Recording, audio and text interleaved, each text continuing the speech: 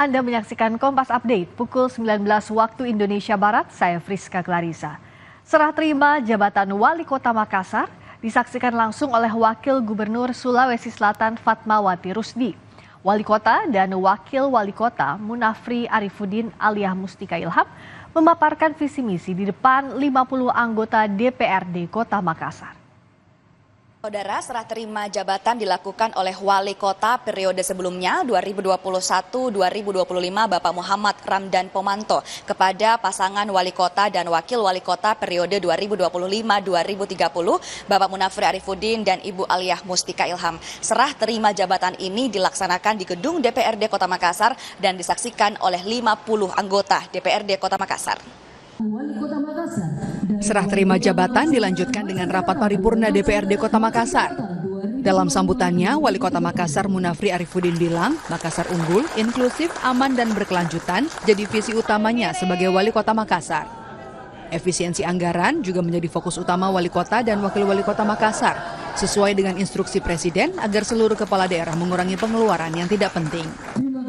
Yang paling pertama adalah kita akan melihat secara detail seperti apa pola penggunaan anggaran yang selama ini, bagaimana perbandingan antara belanja dengan pendapatan.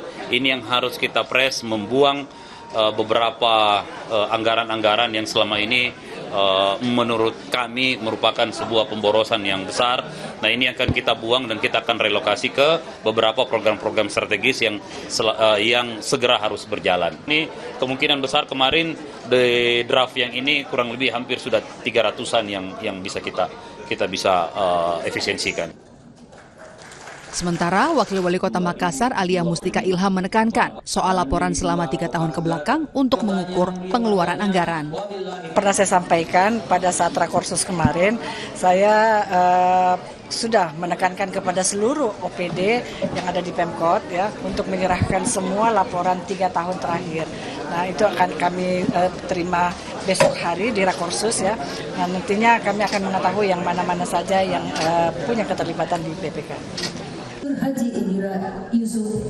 Wali Kota Makassar menyebut telah berkoordinasi dengan dinas terkait untuk bisa mengurangi sejumlah kegiatan rapat di luar kantor pemerintahan sebagai langkah efisiensi anggaran di 100 hari kerja.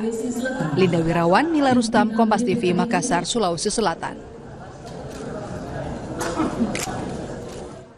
Demikian Kompas Update pukul 19 waktu Indonesia Barat, saya Friska Clarissa. Sampai jumpa.